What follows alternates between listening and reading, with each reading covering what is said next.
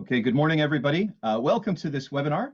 We're just going to start in 1 minute to allow time for participants to join us from 4 continents from around the world. So starting in just 1 minute, please. Okay, good morning. I see that we still have participants that are joining, but in the interest of time and with the rich agenda that we have before us today, let's get started. Hello, bonjour.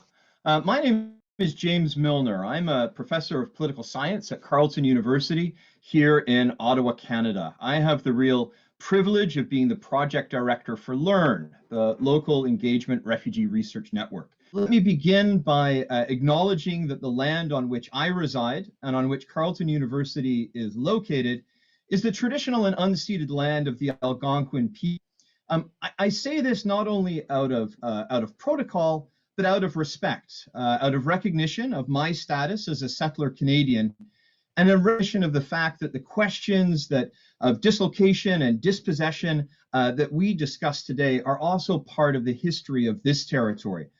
And this acknowledgement is especially important given recent news in Canada as we exit 215 hours of national mourning, and given the journey of reconciliation that we have ahead. So with that, let me say how delighted I am to welcome some 100 registered attendees to this penultimate webinar in the LERRN-IDRC series. We have a fabulous group of speakers to help us engage with the question of localized knowledge ecosystems on forced displacement and how an understanding of these ecosystems can help shape future research and the connection between research, policy, and practice. I'm also really delighted to share the moderating role today with Federico Barone from IDRC. Federico is the Regional Director for Latin America and the Caribbean. He's based in Montevideo in Uruguay. He brings really deep experience on the role of research and knowledge in affecting change on a range of policy issues. And I'm especially grateful for Federico's participation in today's webinar to reflect on how dynamics from East Africa and Middle East resonate in the Latin American context. Join the conversation on Twitter using the hashtag localized research and by tagging @learning. We'll be taking questions from social media in the second half webinar. So we hope you enjoy this work. I hope that my technology is sustained throughout the next hour and a half. And with that, it's my real pleasure to invite my co-moderator, Federico, to share some opening comments. Federico, over. Thank you very much, James. Good morning, everyone. I'm very, very happy, frankly, to co-moderate this webinar with you and look forward to the discussion today and hearing from our panelists. I will briefly introduce IDRC and connect our work on forced displacement with the themes of this particular webinar today. IDRC, as many of you are aware, is a Canadian Crown corporation that is part of Canada's international development efforts. Our specific mandate is to support research partners in the Global South to identify the challenges they face and developing knowledge and capacity to implement workable and sustainable solutions. We recently launched our new strategy, a 10-year strategy, which brings into focus the issue of forced displacement as part of our work on promoting democratic and inclusive governance globally. Many of you may know also that IDRC launched last month a call for proposals to establish research chairs in local universities, particularly in Middle East and East Africa, on forced displacement. I think the link to our call is being shared by our friends coordinating this conference.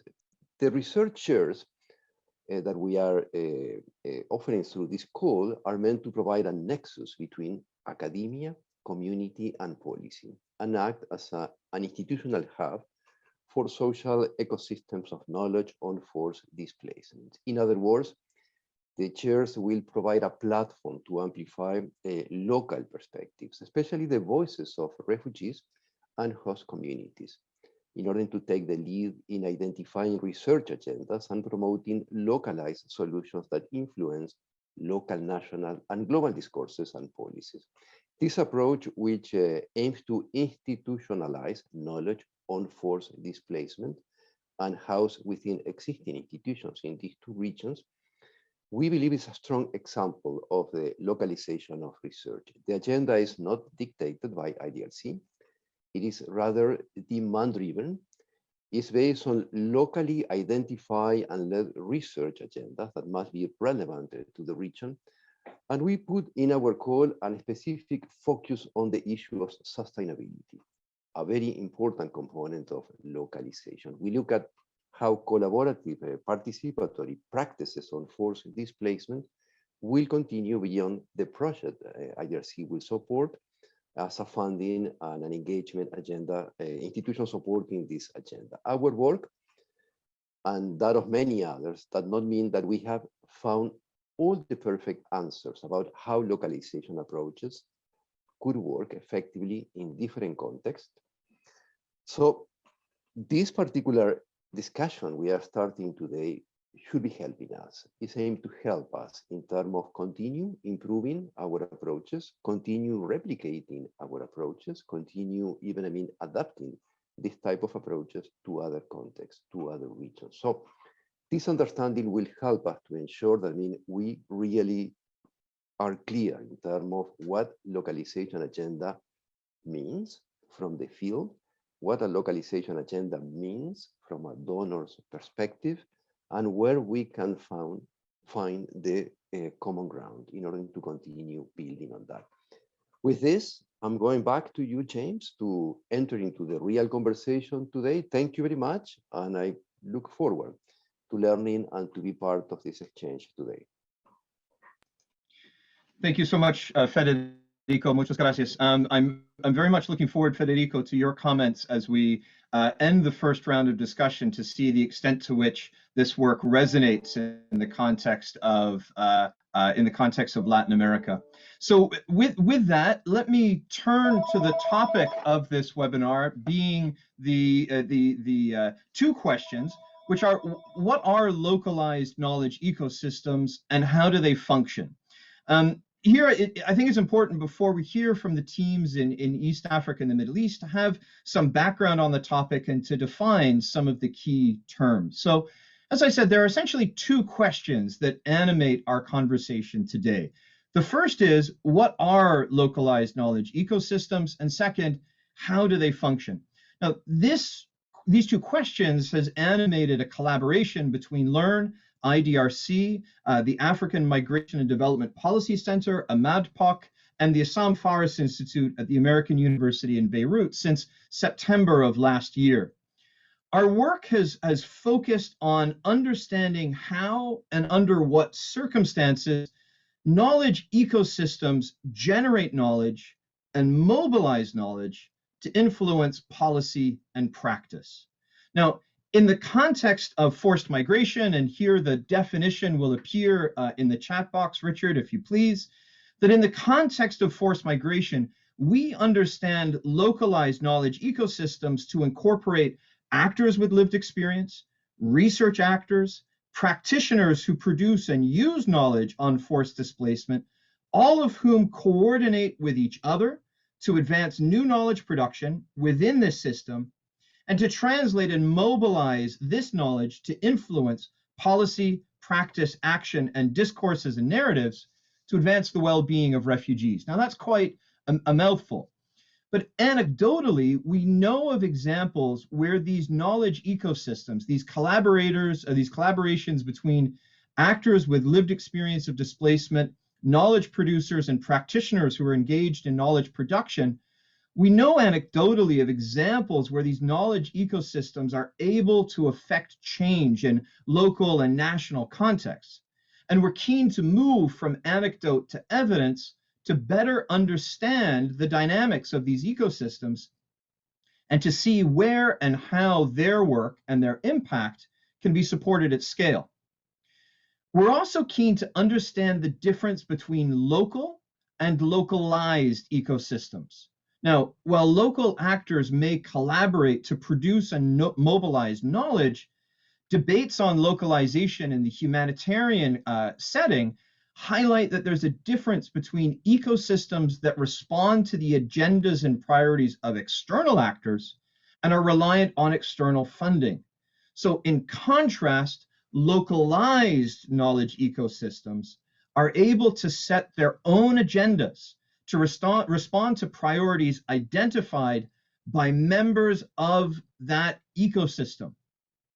Now, this work remains at a preliminary stage where we've been able to develop the concept and begin to test it in relation to a mapping of ecosystems in 4 countries, Kenya and Ethiopia in East Africa, and Lebanon and Jordan in the Middle East. And today's webinar is a chance for the teams to share and discuss these very early results as we prepare for the next phase of the research, which will include a more granular analysis of specific ecosystems.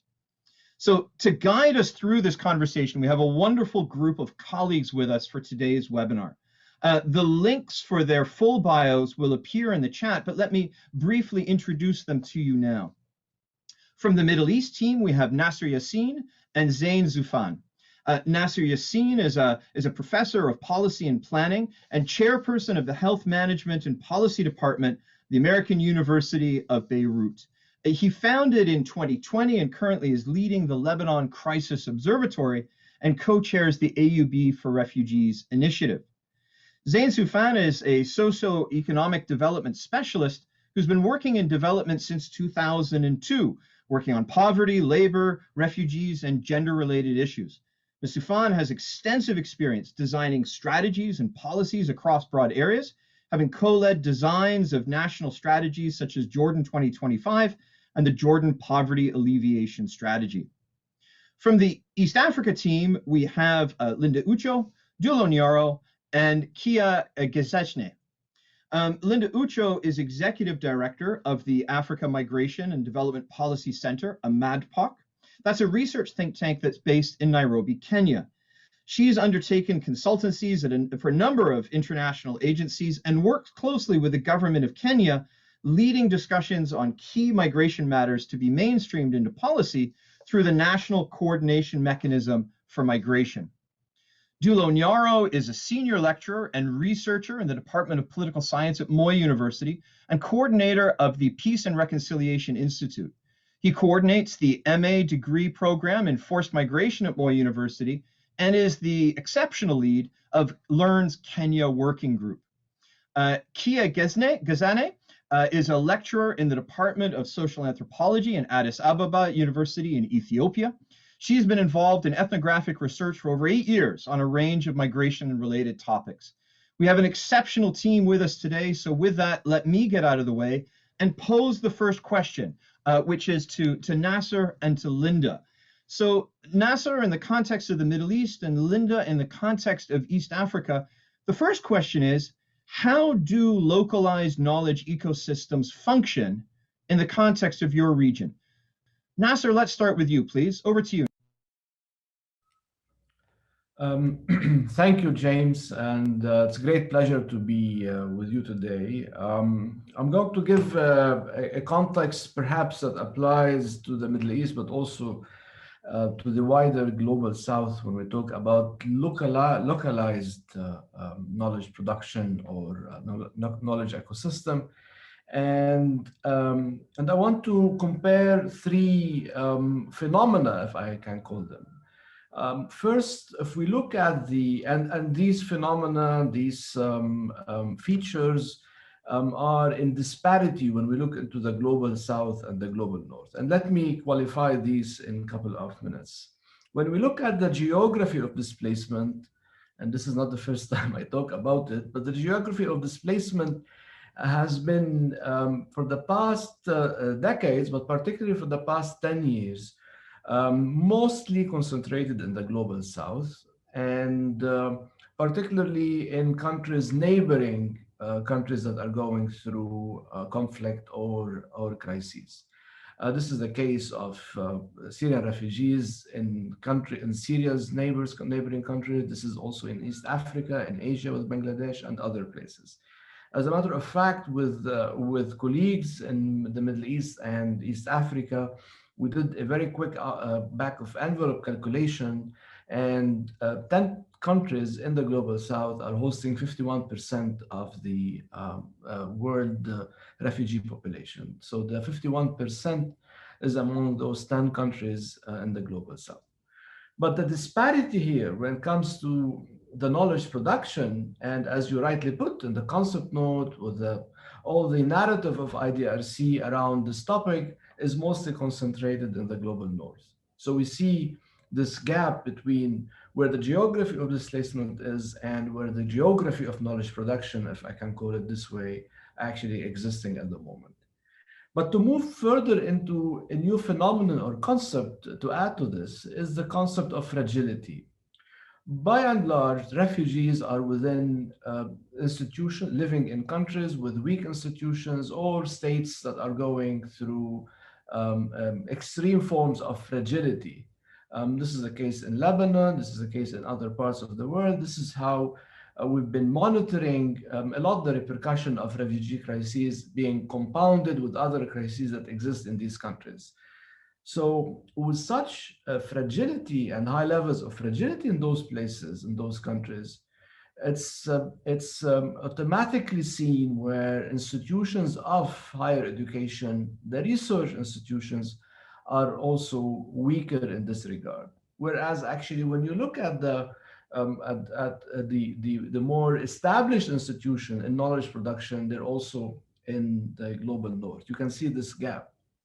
And the third point I'd like to qualify, which probably would add a lot to the discussion, is the concept of time. The chronicity of displacement and refugee crises, as UNHCR tells us now, is more than 20 years.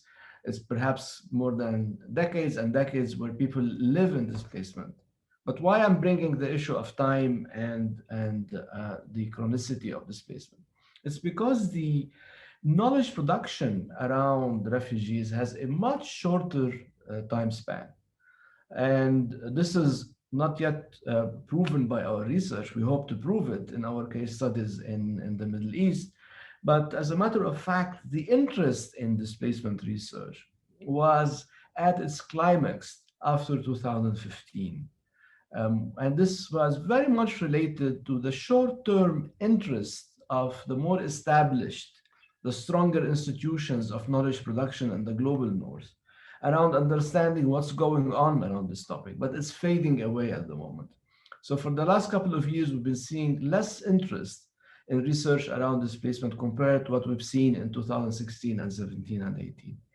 So whereas actually displacement is going through protracted nature more and more, what we call it the chronicity of displacement and refugee crises, we see actually a shorter span of interest in knowledge production around refugees. So that actually brings into the importance and the centrality of this concept of localized knowledge ecosystem. We really need to nurture such ecosystems that exist in places like Lebanon, Jordan, or in East Africa, or even in South Asia.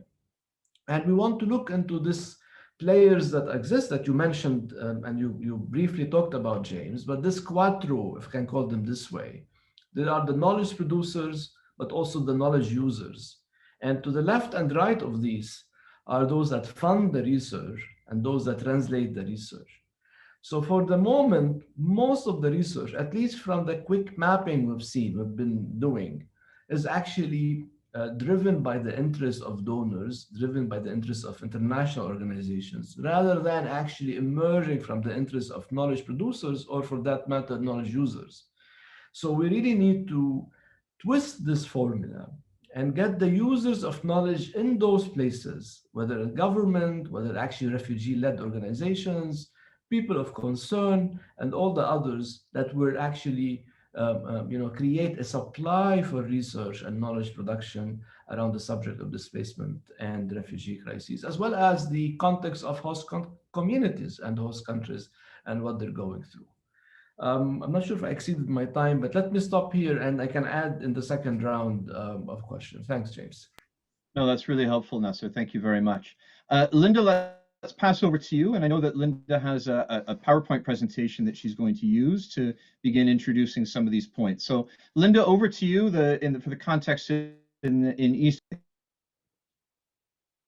Okay, thanks, James. I'm sure you can see my screen. Okay, great. I'm glad Nasser went first because it gave some context of what I'm going to present visually, so you can actually see what we've done in the past couple of, I think it's 7 to 8 months that we've been doing, which has been a very interesting experience. And what we have been seeing is that in terms of the localized ecosystem, we are seeing 3 different ecosystems. We're seeing the macro, the meso, and the micro level. So when we see the macro level, we're looking at large international organizations, that governments and donors that are actually well-resourced financially and human and technology-wise. And these are usually the ones that are actually involved in those big discussions on what needs to be done in terms of responding to the refugee issues at hand. And my colleagues will talk about it in more detail in the second round of questions.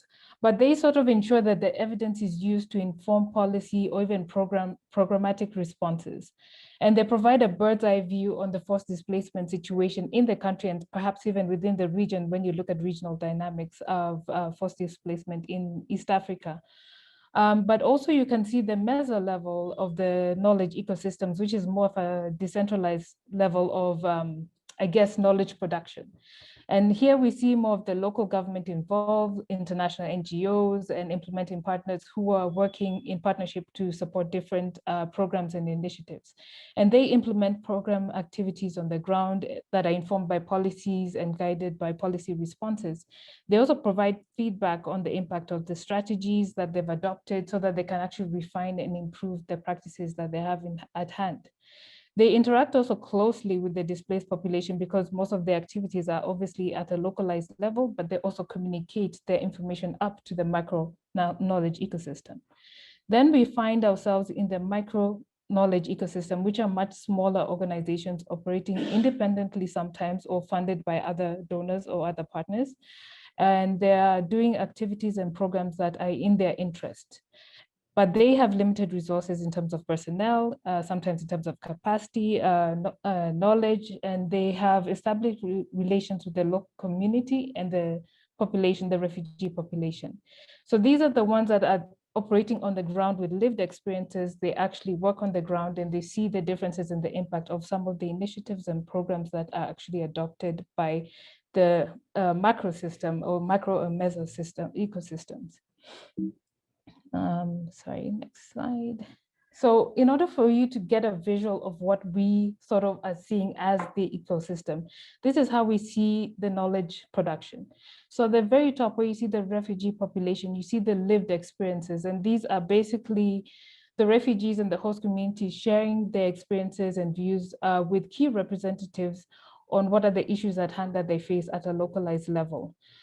They communicate this information down to the refugee representatives, which could be cultural or ethnic groups, because most of these communities, especially in the case of Kenya and Ethiopia, we host refugees from Somalia, Ethiopia, Eritrea, but also South Sudan. They have their cultural or clan system that where they communicate information, and we'll come to that when we do the presentation. But they bring forward the issues for the refugees and the community that they're facing at the ground. But then we also find ourselves with the researchers and the think tanks who work in partnership with implementing partners who are brought on board as data or information generators, and they capture information through research, working with different actors on the ground to sort of give a view of what is happening on the programs or the initiatives that are happening at the refugee camps or the refugee hosting areas. This information is then fed to the implementing partners to review their activities to determine whether their approaches are working or not, or whether there's some gaps that need to be attended to. But also it helps them to understand what is changing in the environment when it comes to the response to refugees.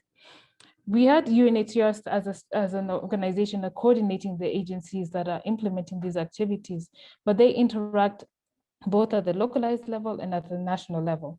Then at the very top, which is at the bottom of your screen, is the national government. In this case, in Kenya, with the National Coordination Mechanism for Migration, and in Ethiopia, the Administration for Refugee and Returnee Affairs, where policies are developed with the information and knowledge generated from this whole view that you're seeing, this funnel view that you're seeing on your screen.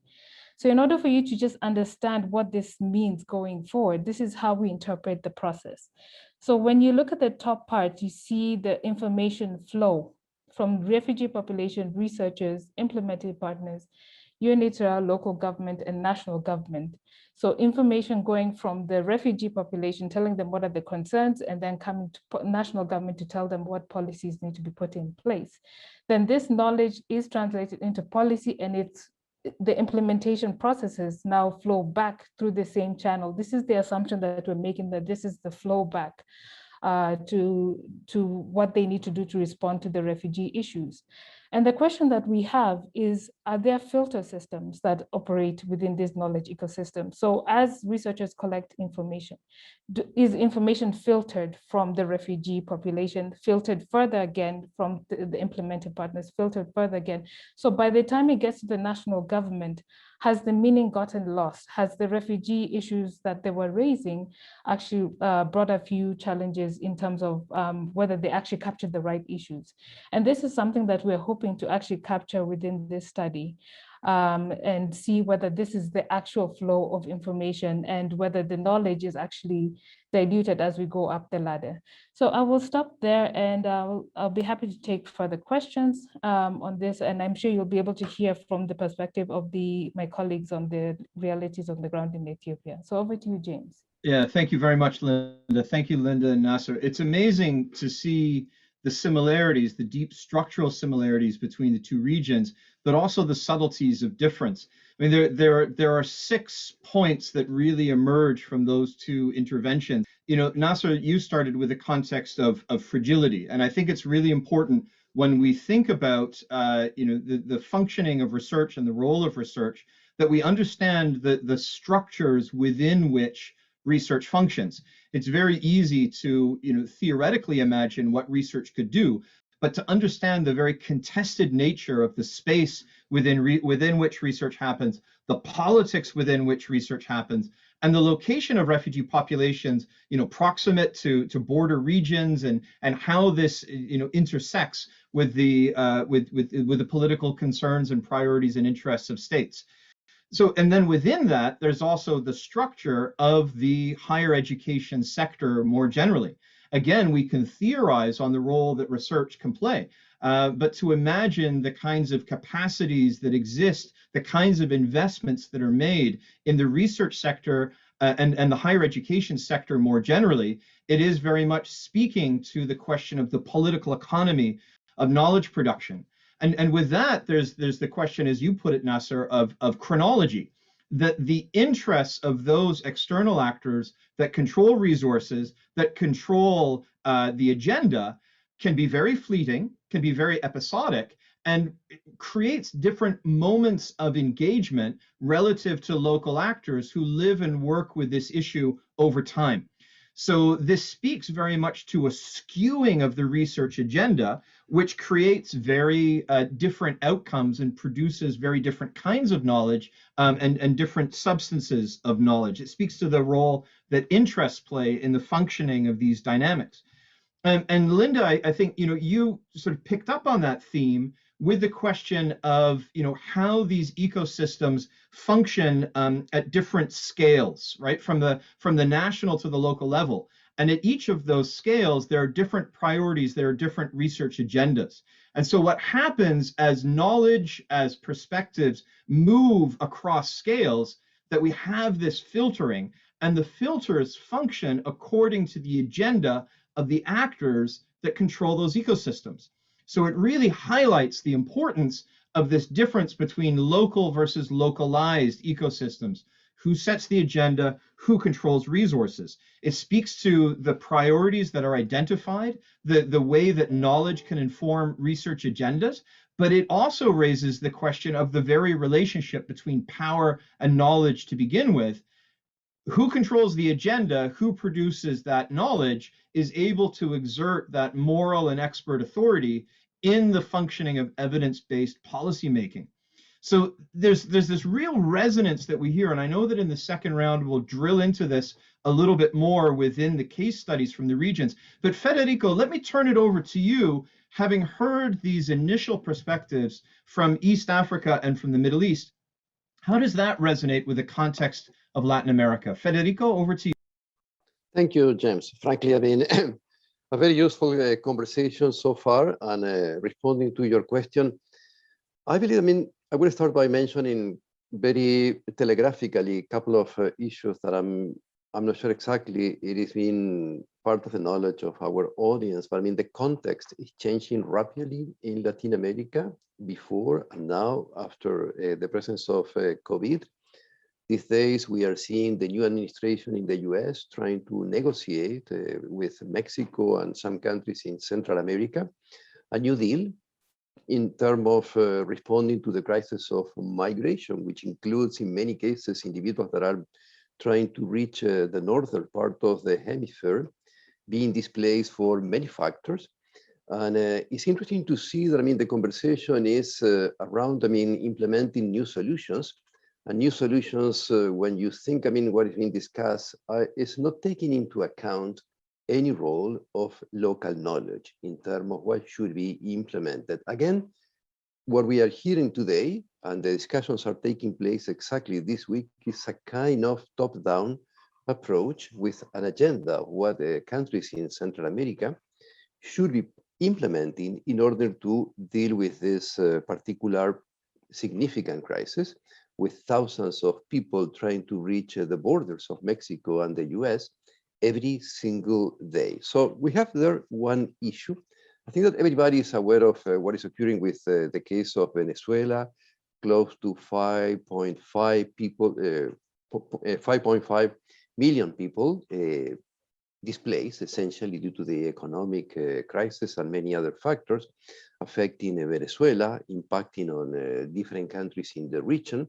Some countries implemented rapidly recently some new policies in order to improve the integration of these large populations in order to minimize the risk of continue exposing or multiplying the risk of COVID. And we can continue adding internal displacement issues in Colombia, the situation between Haiti and Dominican Republic. Interesting now, if we move from the context to what we are observing in terms of the answers or the idea of improving collaboration and co-creation of new knowledge to maybe propose some solutions. This is still, frankly, something that is not occurring across Latin America.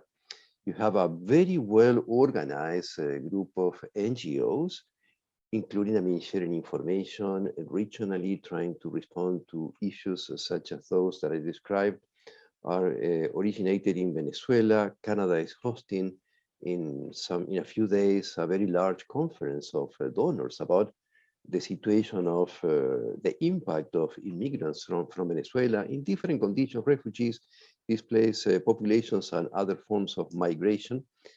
But again, we are still not seeing, frankly, I'm not criticizing the conference, I'm just saying that, it's very difficult to recognize where is the role of research and where is the role of new forms of developing knowledge in terms of improving solutions or recommending potential solutions for this type of multiple crises affecting the whole region.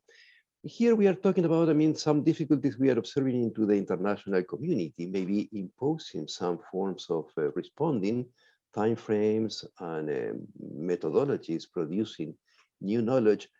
In the case of LAC, I think that we should be also recognizing the role of a number of local actors, scientific granting agencies that are simultaneously and in parallel to, let's say, the role of the international cooperation, not necessarily also creating conditions for grantees to produce knowledge, not necessarily following or not necessarily documenting everything as is being expected in terms of fitting into the needs of international journals and so on. So there are multiple elements in LAC that are not necessarily creating conditions, first to visualize the importance, second to create opportunities for funders to really impose or create, a new framework in which localization of research could take advantage of, frankly, the huge amount of data and different knowledge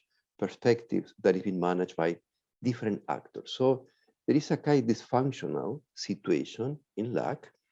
And COVID is now, frankly, adding a significant issue with agencies not able to understand and not able to monitor and not able to really create a sense of accountability in terms of public funding that is being used to support research. IDRC just started, last year, a kind of experiment working with University of Los Andes in Colombia, having the university organizing an exploratory work on how the situation of Venezuela and immigrants and displaced populations from Venezuela are being considered. What are the solutions that are being oriented by different actors? Interesting to see, again, that different actors are creating different ways of responding without, frankly, ensuring that this could be sustainable over time. Now IDRC is discussing with others, including Global Affairs in Canada, about the need of frankly use, we hope so, the learning of this conversation, the learning of this exchange, to put in motion a similar tool, a similar approach, maybe using similar kind of chairs to localize, frankly, to advance with a much more localized way of understanding what could be done, but the multiplicity of actors managing, producing, and using knowledge responding to these issues. This is the situation in LAC, and this is why the conversations today should be very helpful for us to continue designing our response in the case of LAC. Back to you, James. Thank you very much, Federico. It's encouraging but concerning to see the extent to which they sort of replicate so clearly within the context of Latin America. And I take in particular your point about what role research, especially localized research and refugee perspectives, plays in the lead up to the pledging conference on the 17th of June. And I think it's something that we'll follow very closely. Something that we see in the context of East Africa and the Middle East is how there seems to be a disconnect between what's presented from localized research and what's funded by external partners. And so that, again, the relationship between power, knowledge, and resources is something to follow closely. What we'd like to do now is in the next 15 or 20 minutes is now shift from the regional level to hear more of examples from national context with the teams who've been doing the work in Kenya, in Ethiopia, in Lebanon, and in Jordan. And what we want to do now is to ask the question, what lessons can we learn from the functioning of localized knowledge ecosystems in specific countries? Where has there been impact? What are the examples that we might drill into in more detail and potentially take to scale? Let's go back to East Africa, and we'll hear first from Dulo, and then from Kiya. Dulo speaking to the context of Kenya, and Kiya speaking to the context of Ethiopia. And they'll also be supported by the PowerPoint presentation that Linda will be running from her side. So Linda, if you want to relaunch your presentation, and when it's up on the screen, Dulo, over to you, please. Thank you, James, and thank you for this opportunity just to share with you our experience about localized knowledge ecosystem in forced displacement in Kenya. As you can see, the past system talks about an ecosystem, we decided to look at it from the national level, the county level, and the community level, which we call micro. At the micro level, let me start from the micro level. This is where you have the host community, you have the refugee camps and the refugee-led organizations and associations that actually live the experience of displacement, both as shared by the host communities and the refugees themselves. Most of them do operate at micro level, at very, very localized level, because as you can see, when we are talking about a national level, sometimes we are not sure if what happens at national level is actually local, or what happens at county level is local. But the idea there is to get that even within refugee hosting systems, there's a difference. At national level, people who don't interact with refugees on a daily basis, but then there are organizations that generate knowledge.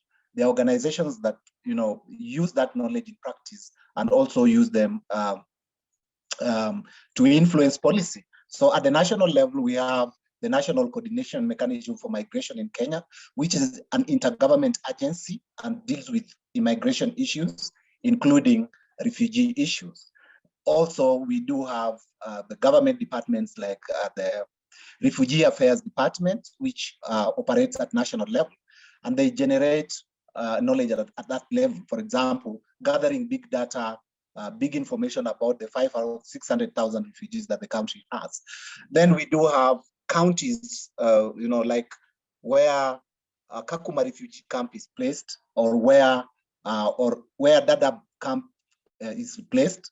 The county governments are actually responsible, and they generate knowledge in a certain way. But they are also supported with what we call the cluster system, that those programs that are coordinated, or those that implement the programs. So it's a mix. There are many actors. It's not one actor. There are many actors within, coming from different sections. Some are international, some are local, and of course this always brings up the question of, the power, knowledge, and resource, as James had already said. Next, Linda. Now, this gives you a picture of just a number of the refugee-led organizations within the refugee camps and even in urban areas. Some of these refugee-led organizations that we found in the camps, some are in urban areas like Nairobi, Eldoret, Nakuru, Mombasa, and they do all sorts of things. You can see like solidarity advocacy with vulnerable groups. This is because the Kenya government allowed the registration of this organization. So they act as platforms for refugees to generate knowledge, but also to consume that knowledge at the same place. And it's very interesting when you go to the refugee camp, you will find that they basically talk about issues that we talk of as external actors, but they have much more intimate knowledge of this information, and sometimes this information doesn't even reach, like for example, UNHCR. Next, Linda. There you are. If you look at the system, how the information flows happens. You have NGOs and INGOs. You have Refugee Affairs Secretariat, that is the Kenya government arm that deals with refugee issues. There are research institutions, there are think tanks, and there are many other organizations. All these organizations, in one way or another, generate knowledge. They belong to that ecosystem, that in the displacement arena.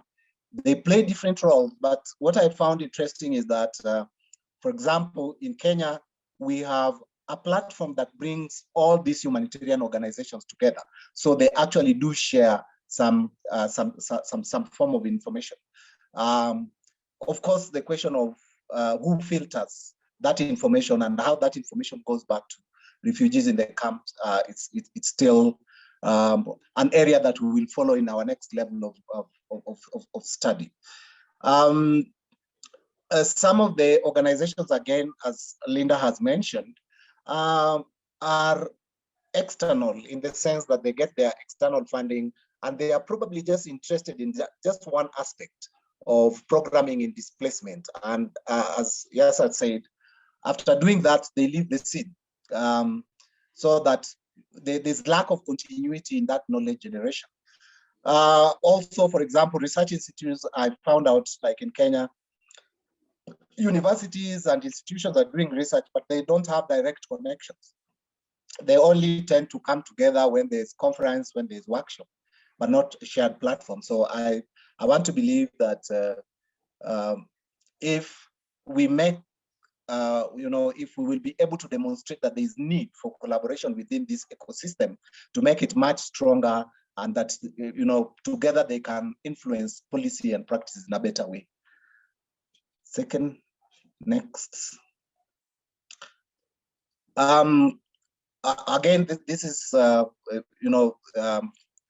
just the way the information is connected to different groups. and how the the county government, for example, Refugee Affairs and UNHCR collaborate, and the information flows that goes within different directions. You can see it's a back and forth information that connects the different actors in one way or another.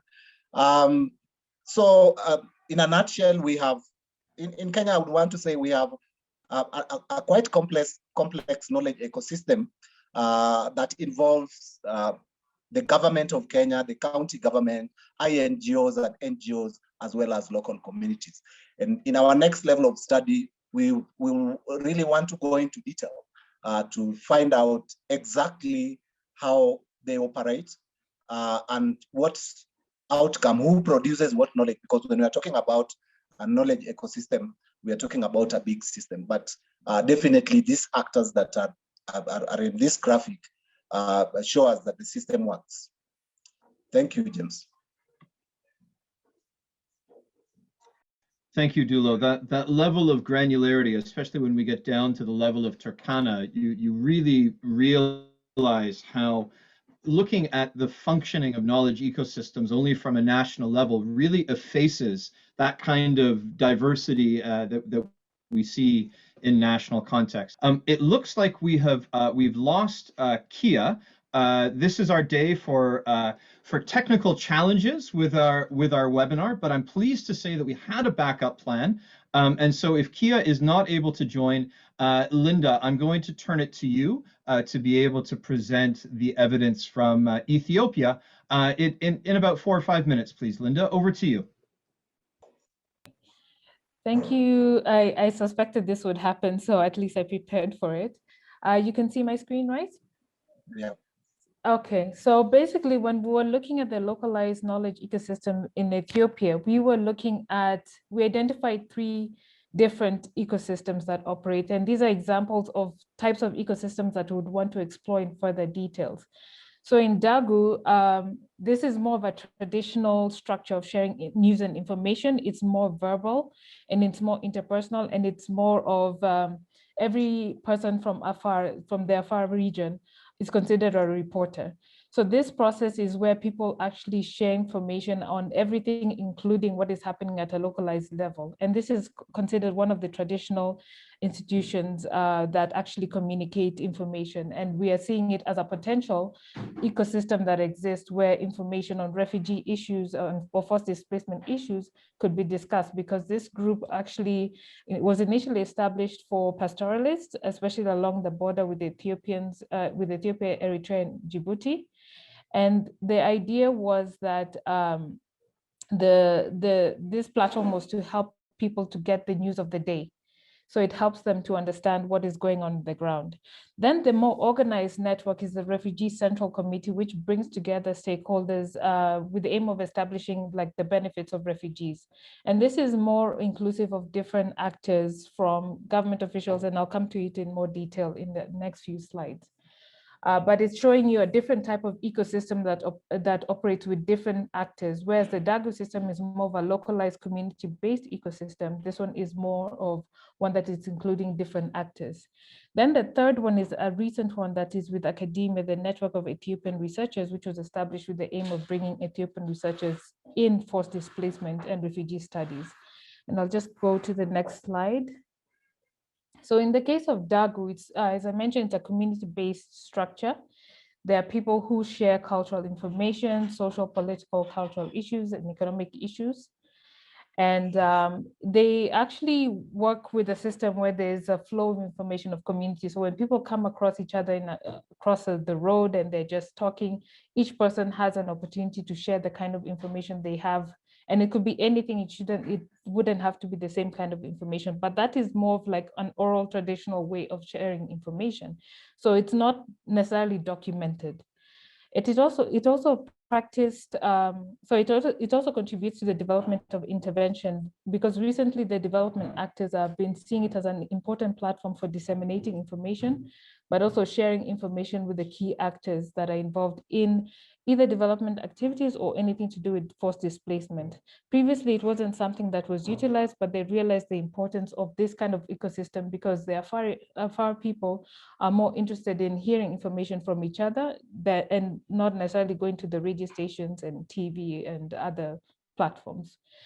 The information is usually timely because it's a daily interaction, it's like a conversation. So this is something that we're seeing that could be an ecosystem that's operational, but it's not actually being utilized effectively, and would want to see this in this particular study.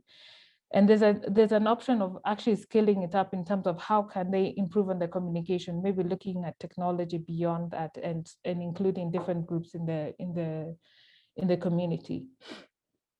Then there's a refugee central community, the RCC in Gambela region. It is more organized in the camps and using the sub-clan system, kinship system. And the elders of the community are actually involved, and it's inclusive of the host community and the refugee community. And this is more in a zonal effect, in the sense that the local government structures deal with the development activities and raise complaints, and people can actually interact and share the information to these platforms. But it also liaises with the national government structure that I mentioned, the ARA and the NGO groups in the similar way that Dulo had mentioned in Kakuma. And it's more an interaction of the camp level relations between host and refugee communities. But it also addresses the related issues that affect both communities that are hosted in that locality, and it plays a critical role as a go-between between discussing matters between community and refugee needs. So this is a potential other ecosystem that is operational, but it's more established with different key actors involved from government, but also refugee, humanitarian and development actors. Then finally, the recent one is the Network of Ethiopian Researchers, which was established more recently to bring together all those researchers doing work on forced displacement and refugee studies. Hi, Kiya. Sorry, I've kind of gone through your presentation. Do you want to take over this? Apologies. Yep, I didn't want to to stop you in the middle, but sure. Do you want to take over this part and then you can? Yep. Okay. Sure. So to just add up on the Refugee Central Committee, it was basically initially established by ARA to resolve conflict between the host communities and refugees, but then later on they developed it into a system where ARA can link with stakeholders, NGOs and other important organizations at a local level and identify local issues and address issues related to both refugee and host communities. And so it gives them the chance to discuss issues at a local level that is relevant to not only refugees, but also host communities. And then lastly, we have the network, which was established last year. And this network of Ethiopian researchers on forced displacement in refugee studies was aimed to bring together Ethiopian researchers and local practitioners who have studied refugees and forced displacement, and also to move away from this Western discourse and rhetorics in this discipline and promote localized knowledge by local researchers. And they have not been active that much because of the pandemic and the current situation in the country, but until now they have been able to establish a database so that researchers can access information and also researches that has been done so far here in Ethiopia on refugees. And lastly, we have what I want to mention with Ethiopia is even if we are among the top refugee hosting countries in the continent, our system basically is very closed, hierarchical, and also driven by local and not local, but national and global interests. And so we have this structure that you see here on the slide, which is disconnected from the academia or from the local communities, unfortunately. And so with the case studies that Linda explained earlier, what we have tried to show is there are systems in place among the local community, both at the refugee camps and also with the host communities, that is sustainable, participatory, and addresses local contexts. Thank you. And apologies for the internet. No, Kiya, I do want to take a moment before we move to Zein and to Nasser.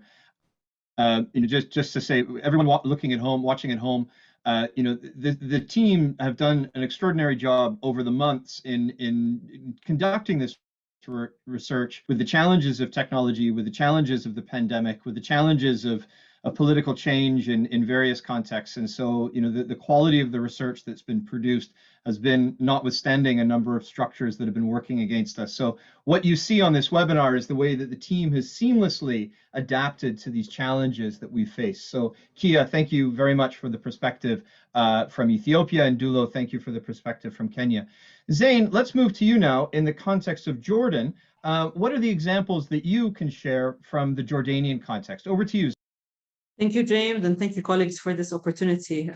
This is really interesting. I'm sure there are a lot of similarities between what everyone has presented for their countries with Jordan. Let me just not to reiterate or talk about stuff that has already been discussed. Jordan depends solely on international funding for its livelihood. So a lot of what happens on a policy level or a political level or economic level is usually an agenda that is international to Jordan. So yes, a lot of what comes in with regards to refugees is funded by international by countries, international institutions, and so forth. There's a very thin line between what is local and what's localized on the Jordanian level. But Jordan was able to work as a government, at least, to bring in all the actors together and try to mitigate what the agendas and the donors want. So we've created this host community platform, which is very similar to the Ethiopia context that Kiya just mentioned. And this platform came in to not only coordinate the efforts, but to also support Jordan in designing its response plan to the most recent refugee crisis, which is the Syrian one. Jordan, of course, across history has been a place where refugees come in, whether from Palestine, from Iraq, from Libya, and so forth. So most recently, we've been facing the Syrian refugee crisis. And this platform was able to not only coordinate efforts, but to also map out who does what on that level and that context. I can definitely say that there's around probably 99% of all studies and research conducted in Jordan is funded internationally and is not funded by the government of Jordan or Jordanian institutions or think tanks. Jordan, what they've done is take all these studies, all this data, all this information, and create response plans. The response plans were done by national teams, of course, with funding from international community, but was done by the national teams. Now, the national teams, it depends on what team is taking what sector or what category from the response plan, but we do play a role in what we want from the donor community to support us with the Syrian refugee. And I guess that's where the system or the ecosystem is Jordanian. So the response plans were done by national teams. They were taken, they resulted from all of these research and studies that have been done.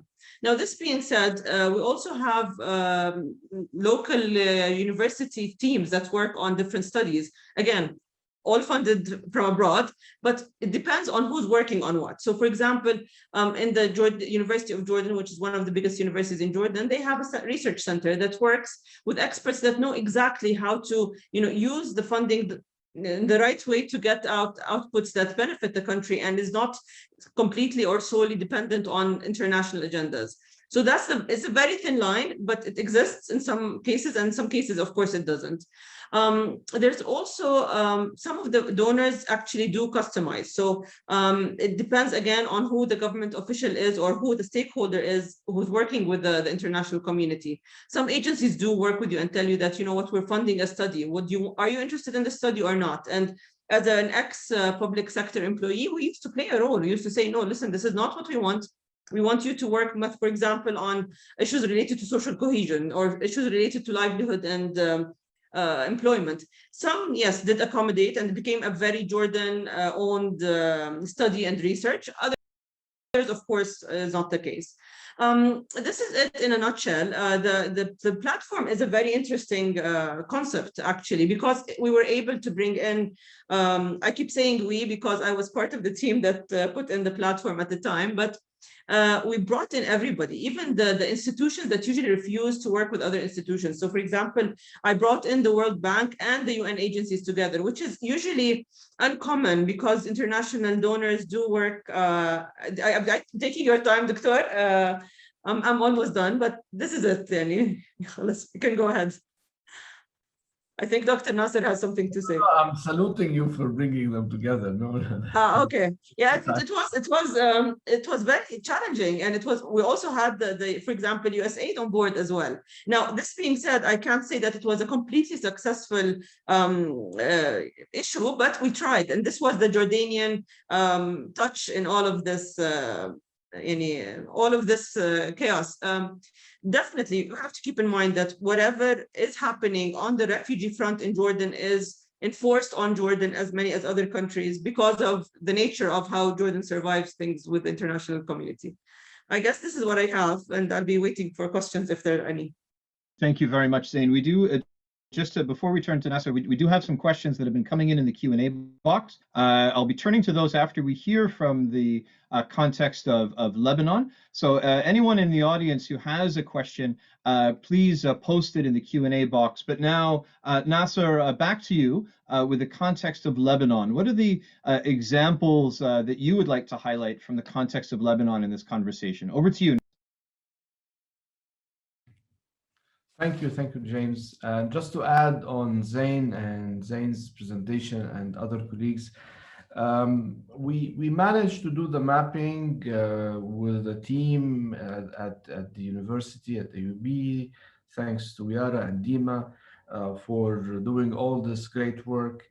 And we put in a typology of 5 categories of members of the knowledge ecosystem in Lebanon. So, of course, there are the usual suspects, the research centers, the think tanks, mostly university-based, but also some are independent, like think tanks, whether local or local branches of international ones. International organizations in Lebanon have been quite active in knowledge production, not only in funding it, but in doing assessments and research and doing this on a regular basis. So for example, UNHCR, World Food Program, and UNICEF have been doing this vulnerability assessment for Syrian refugees for some time. And they do it every year for the last 4 or 5 years. And this has become a reference in understanding the vulnerabilities of refugees. And it's quite powerful in terms of influencing the narrative and the discussion around practice and around implementation or even funding. Now, the government is the weakest in this typology or in these actors in Lebanon. They are partners in many of these, but they're not, the research infrastructure in Lebanon is not advanced. I mean, the government infrastructure of research. But 2 other categories are quite interesting in Lebanon in terms of being quite active actors. One is the networks. We increasingly have networks, which is an interesting type of actors, including academic networks or a mix of civil society, academic, or sometimes a mix of many other actors, including the UN, are part of these. So we're going to explore further the role of those networks in producing research or translating it or influencing the research agenda and the research policy nexus. Now, the 5th category, which I'm going to end with it, which is quite, again, interesting, it's the non-governmental organizations, NGOs. A lot of NGOs in Lebanon have created the research arms. They produce studies on a regular basis as well, similar to the UN, but that has been quite an interesting observation, where you would expect a service delivery NGO or a protection NGO or an advocacy NGO to actually be using the knowledge from others, whereas we see them in Lebanon producing their own research. Sometimes specifically focus on one subject, like the return, for example. A couple of NGOs have been focusing on the return. Others related to the subject matter, which actually would be around human rights or around protection matters, as well as needs of community going through these multiple crises in the country. But the number of NGOs producing research in Lebanon is quite immense. I mean, relatively. You would imagine it's actually the other way around, where academic and university centers are doing the case. Actually, we see a lot of NGOs doing the case. So that actually begs the question around funding, around the use of research, the quality of it, and so on and so forth. So anyway, this is quite preliminary. This is just a quick scan of who is producing what when as being part of the knowledge ecosystem on refugee research or forced displacement in Lebanon. We're going to pick examples of those case studies, of those cases actually, to undertake some case studies on them. And I'm hoping towards the next fall, we will have something more tangible to produce on this area. Terrific. Thank you so much, Nasser and Zein, for those perspectives from Lebanon and Jordan, respectively. We have about 15 minutes now for a round of questions, and we've received some excellent questions both in the Q&A box and on social media. And I think what I'll do is pose these as a group of questions, because I think they're quite related, and they really do fall under the umbrella of, we recognize the role that power and interests play in the functioning of knowledge ecosystems. How do we recognize and how do we navigate these forms and these expressions and these experiences of power? In the Q&A box, there was a question from Brett. It was specifically posed to you, Linda, but I think it applies in all categories. And this is the relationship between refugees and refugee leaders or refugee representatives, and the politics of who is able to represent refugee perspectives and the perspectives of the displaced. Here in the series, we had a very powerful webinar on refugee leadership and the role of refugee-led organizations. But there's always this politics of representation, of who is able to bring the perspective, given the great diversity of refugee experiences. How are those diverse perspectives brought? Is it through refugee representatives or other ways? So the first question from Brett is, how do we navigate the filter between refugees and refugee leaders? Caleb raised a question in the Q&A box about the question of research fatigue. What we have seen in the context of Kenya, in the context of Lebanon, is this notion of certainly refugee communities themselves saying, we've been researched to death. Why do we need to be the focus of yet another study? And so I'll twist Caleb's question a little bit and to ask the question, does a localized approach to research where local communities are setting the research agenda, does that help us move forward on the question of research fatigue? An anonymous viewer posed a question and asked the question, how can we call it localized research if we still use colonial labels and geographies, such as labels as the Middle East?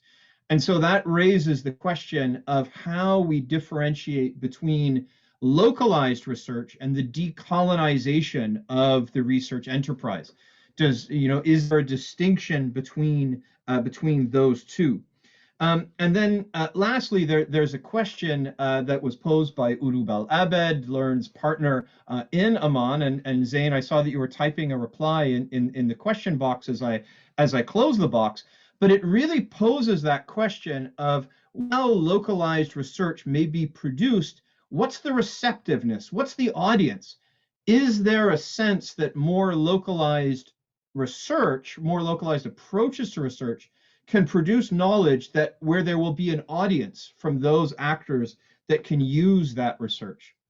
So that's a sense of the questions that we received: relationships between refugees and refugee leaders, the question of research fatigue, the question of localized versus decolonized approaches to research, and the question of who would be the end user, and is there an appetite for more localized research?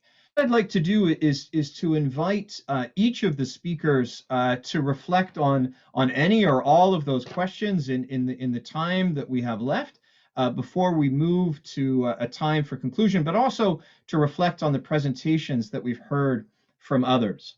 So this is the moment where I look for very subtle cues from all of you on who would like to go first in taking those answers. Linda, I got the warmest smile for. So Linda, I'm going to start with you, and then Dulo and Kiya will ask for your perspectives, and then Nasser and Zein will give the last word in the question round to colleagues in the Middle East. So Linda, you won the coin toss. Over to you, please, Linda. Thank you, James. I think I'll answer Brett's question, then I'll leave Dulo and Kiya to answer the other questions that were posed by Caleb and other attendees. And I think it's a very interesting question. We already asked ourselves that question as a group, that while we're looking at knowledge ecosystems, and there are also filters within, or the relations between refugees and their representatives different. So we need to recognize that the populations are very diverse. They have a system, they have a clan system, there's gender dynamics, there's age dynamics that we need to recognize. And we're hoping that at least in the next phase of this study, we're able to go and tease out and see how those ecosystems operate, to understand also if there are power dynamics that operate at that very decentralized level in terms of refugee groups, and be able to extract what kind of information comes out from those groups. So for example, if it's women issues, are the women issues actually neglected? If it's youth issues, are they neglected? If it's sexual orientation issues, are they neglected? So that this part of the study is where we're going to the next phase to kind of extract what those realities are. And we also recognize that they're quite different in Ethiopia, in Kenya, in Lebanon, and Jordan. And I think that's what makes this study very interesting, because we're comparing 4 different countries, two different regions that actually may be speaking on the same thing, but we have different results. So I think that this study will bring out something that will take the agenda to the next level when we talk about local production of knowledge. So I'll pass it on to you, James, for the next speaker. Thank you. Thank you very much. Dulo, can we come to you now on these questions, especially around research fatigue, is something that's been very present in the context of Kakuma and Kalubaye, where you've been doing your work. Let me pass the floor to you. Thank you, James. Yeah, this is quite a relevant question, in the sense that again, as you know, much of the research is driven from outside. So the outsiders probably don't understand the local context that much. But from my experience is that there's a new development where refugees themselves are developing now capacity to help do research, so that they understand they understand that, you know, this kind of topic, this kind of theme has been asked here over and over again, and with their guidance, they can help reduce the fatigue that comes with the research, and of course, with the hurdles that come with the, you know, with the administration. For example, you have to pass through the government of Kenya to go and do research in Kakuma or with urban refugees. Again, that creates another hurdle that, you know, you probably will be guided to the same population to do the same research. So yes, this is a reality. There's a research fatigue, especially in the camps where refugees who have stayed there for, you know, protracted situation for 20 years. So that's a reality. And we are very much aware when we are conducting our research how we can navigate that fatigue. I think the other question, and this is big, and I think this is what LERRN is trying to do, to decolonize forced migration studies, where of course we still use those labels, you know, like Middle East, East Africa, but we are, you know, one of LERRN's aim is to integrate views from the global South, and also not to set the agenda for the global South. So this is part of the broader objective of LERRN, is to try to help decolonize, you know, forced migration research. So I think I'll leave the rest to my colleagues. Thank you. Thank you very much, Dulo. And I've put in the chat box an interesting example of exactly this point that you raised about what emerges from refugee-led research. LERRN has the real privilege of working with a group called the Dadaab Response Association, refugee and host community researchers based in the Dadaab refugee camps in Kenya. And they've conducted research on education, which of course refugee education is a very significant global policy issue. But the issues that they identified as being in need of research, as you'll see in the working papers that LERRN has published, they're topics that are very, very different from the topics that dominate the global policy agenda on refugees. So it's very interesting to see how those differences emerge when the platform is decided for refugees to set a research agenda. Kiya, over to you. And I'm thinking in particular within your presentation, this question of whether there's a receptiveness of the end user for the uses of research that's produced through more localized approaches. But Kiya, over to you before I come to Zein and then to Nasser in the context of the Middle East. Thank you. Yeah, so to talk about the filter between the local level representation and how represented refugees are, I believe the RCC, the Refugee Central Committee, is the best example, because there you have refugee representatives, local representatives from the host communities, and also from the government to sit down together and discuss of their issues and how to resolve it. So, I mean, the question might be how applicable it is and how far that has been implemented and how successful it has been. But as a system, as an established system, that is one example of to avoid filter and to bring the perspective of refugees into the discussion. And with Caleb's question of the fatigue, with research fatigue, and also, I'm coming back to the cases that we have presented with Ethiopia, the case of Dago, where nowadays the NGOs, organizations, are going directly to the community and asking for their perspective, and so they're jumping the bridge of researchers and so directly communicating with the local community, and that might be one example where we can have locally contextualized knowledge communicated among the different channels. And also the question from the anonymous on using colonial terms and still conducting localized knowledge ecosystem. One thing that we have to mind here is that this is a recent development. And I remember in the network that I've discussed earlier, there was a heated debate among members a few weeks ago, because we were using these terms, the global south and the global north, and how representative it is within the forced displacement research. And we are not yet clear of that colonized or colonial terms, and we are, I think, trying to, and that's what we are trying to bring out in this research as well. Thank you. Thank you very much, Kiya. Zein, over to you with these questions in the context of Jordan, please. Thank you, James. One of the questions focuses on the civil society role and where they are with regards to the knowledge transfer or the knowledge ecosystem. Whatever I said was not said to undermine the role of the civil society, but we need to be clear that if there were like a few civil society entities that produced some sort of research or data or knowledge, there were very few. So the vast majority of civil society institutions were working on implementation of projects rather than doing the assessment or the studies. Yes, and all of that again is funded and directed. Not to show that this country is not a very free country, but there are laws that does not allow, for example, researchers to go into the Department of Statistics and obtain full raw data to be able to analyze. A lot of the institutions that need to do their research need to get some certain approvals from the different security agencies, such as the intelligence. So there are some factors that play a role into the civil society engagement into this knowledge production. Again, I'm not saying that there is no role. I'm just saying that it's very minimal with regards to the knowledge ecosystem. I'm trying to be as candid as possible. I don't want to portray a very negative or abusive system, but unfortunately, this is the reality of it. And there is lobbying, there is international agendas, and it's part of the system.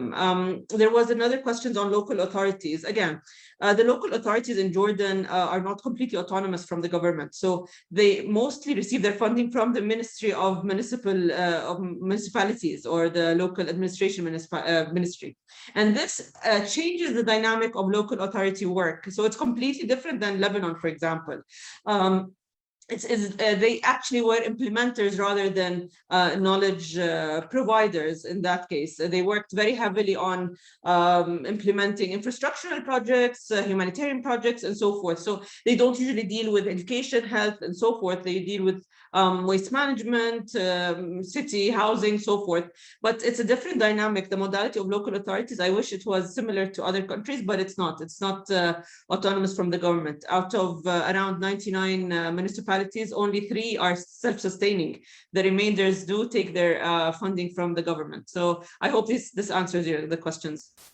And I think it speaks very much to this question of structures that we talked about at the top of the webinar, and not to be, to always be mindful of the structures and the political realities within which this work and these conversations take place. So thank you, Zein. Nasser, last view, please. Over to you, Nasser. I want to answer the point on fatigue, research fatigue. And I want to, before I talk about my point, which will be on research waste, I'm personally very fatigued from Western scholars who come with their research agenda. So excuse me. I know, James, you're from a different category, but just to say that the fatigue is also among us as well, not only with people and refugees and the local communities. But I want to talk about research waste. And I think this is a topic that we will definitely explore in our case studies and all together in our project. But it's interesting to highlight towards the end, because some of the research that we've seen for the past decade, at least the past decade in Lebanon, does not necessarily carry any impact or actually tell anything that is not already known in the world of refugee practice and refugee policy and refugee research. In many instances, scholars want to talk to each other rather than want to actually talk to the users of knowledge, something I mentioned early on. So, and I'll tell you a story recently in Lebanon. It's a sad story, after the explosion in the Beirut port in Beirut last August, 10 months ago, with this huge explosion and crime, and that affected almost everybody in Beirut. I think the 3rd explosion after the atomic bombs. Some scholars, colleagues actually, wanted to see the mental health of people who were affected by this. I mean, it doesn't need, and I went in discussion with them saying this is research waste. We're all affected. I mean, no one was unaffected by this, from a small kid who's living 10 kilometers away, or someone sadly who lost their family or lost their houses or lost their property. So, this is research waste. And in the refugee research world, there's a lot of research waste. And we need to tackle this, because it's just telling us what we already know, or what policymakers know, or what practitioners know. This is going to be waste goes, it will go in wasted, particularly a lot of money and resources put in this. So we need to gear research more towards assessing programs, interventions, more evaluation research, more impact assessment research. I know this is not highly valued in the academy, but we need to push for this more and more. We need to actually do pilot interventions, action-oriented research, where people become their own, as citizen scientists, where they can do themselves, reflect on the work and reflect on such interventions, and we support them in this. And we need thirdly to influence the narrative, and influencing the narrative honestly does not need to have all the time thousands of case studies or survey with 1,000 or 1,500 survey respondents. We can influence the narrative by reading, by writing, by talking, and writing most in our own languages. So these are, my reaction to the fatigue, which is actually very much related to the research waste. At least this is how I see it. So we're going to tackle this, and we're going to see the products of the different producers of knowledge in the system we're studying in Lebanon and Jordan, and perhaps with colleagues in East Africa, and to see how impactful this research was towards the use of it, and whether actually it was useful or not, and who produced it and why it was produced. So I'm going to end here and give it back to you, James. No, that's an incredibly powerful way to end, Nasser. Thank you very much. Federico, let me turn it over to you with your reflections on this topic before I say just a couple of words to conclude this webinar and share details of our last webinar in the series coming up in a few weeks' time. Federico, over. Thank you very much. Many thanks. First of all, I would like to say to the whole team, you, James, my co-moderator this morning, and Jennifer in particular, who helped us to reach this point in the conversation, and to all the panelists, of course. So the webinar, I think, has shown, us why localization is important and how it can be more effective, in different contexts. So two different contexts, clearly, but with a very interesting list of common challenges. And here I would like to also recognize the importance of the last part of the conversation today, the questions that are also adding in the sense of permitting us to visualize, in addition to what was offered by the mapping, what are the key elements that still are being part of, let's say, what we should be clarifying moving forward in terms of the agenda, and an agenda for research, if I can say so, from an IDRC point of view. References to the complexity, the diversity, disaggregating data, but simultaneously ensuring coordination. That requires probably a very sophisticated way of designing research. The whole question about research fatigue, and then linked to the question about the audience. Yes, I think we should be understanding the audience, but so what? It's not just the audience. It's how we certainly working with localization of knowledge production and mobilization.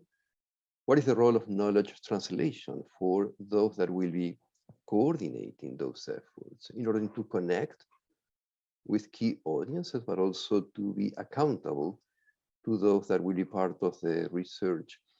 I frankly found the conversation about, localization and decolonization extraordinarily useful. So for me, the question is how this is maybe contributing to or play a role in a transformational approach, conducting and implementing research. And then this conversation or this exchange about the lack of, in all our contexts, clear connection or existing disconnection between local knowledge communities and policy making at the national level. So this is not new, but here maybe we are considering a possible new approach that could create connections with policymakers and ensure that they are also accountable to the needs of local settings into the countries. The role of the international community, donors, and I will add here funders, not just donors, because there is a multiplicity of funders connected with the different actors involved in this new ecosystem that we are visualizing. I think is something that we should continue studying. So these are my reflections, and I would like to conclude my intervention again by expressing on behalf of IDRC our gratitude for the exchange and our commitment in terms of continue working on this topic, moving forward, implementing our agenda for the next 10 years of work at IDRC. Thank you very much, Federico. Let me just say from my own personal perspective that this conversation really challenges me to recognize and to try and escape, any acts of complicity that I may have within the functioning of the refugee research industry. And I think that this conversation really highlights and is a very urgent call to action to recognize the complexity of research within environments as contested as is in the Middle East and East Africa, and how problematic those labels are. It reminds us of how contested the space is within which this work takes place, the political economy of knowledge production, the role of power, the functioning of a refugee research industry that really needs to be highlighted and challenged. This was foregrounded in the work of Chimney in 1998 in talking about the geopolitics of refugee research. So we've known about this for 20 plus years. It's time that we do something about it. And the way that we do something about it is not so much in listening to people like me. It's in listening to colleagues such as Linda, such as Dulo, such as Kiya, such as Nasser, such as Zein, those colleagues who, with Nasser's point, given the chronology of these situations, those colleagues who live and work within this context and see these dynamics of power playing in the everyday politics of research is so critically important in the work that we do. So my sincere thanks, Linda, Dulo, Kiya, Nasser, and Zein, to all of you and to your team. Thank you, Federico, for co-moderating and for bringing the perspectives from Latin America. My sincere thanks to the LERRN team, to Jennifer Kanji, the research officer on this project, who's helped coordinate this conversation right the way through. And really, our work is just beginning. Stay tuned for the next phases of the work that will come out of this collaboration with the Sam Faris Institute and with the MADPOC. My sincere thanks to Nadia Ismaeva and everyone in the LERRN Secretariat, to Richard, to Stephanie, to Rawan, Sahila, to Rachel, to Tyler, to Nadia, everyone who's involved not only in preparing for the webinar, but in producing what will come, which is a report and a recording. Our final webinar in the IDR series is on the 24th of June, which will focus on forced displacement and health in the context of the pandemic. The link is there in the chat box. Please do join us. Also, to receive the full recording and the post-webinar report, you can subscribe to the LERRN mail list through the link that is there in the chat box. So finally, on behalf of everyone with the LERRN Secretariat, my sincere thanks to everyone for attending. Wherever you are, stay safe and stay well. Thank you very much, and I look forward to being part of this conversation, this critically important conversation, as it continues. Take good care, everybody. Thank you. Bye-bye.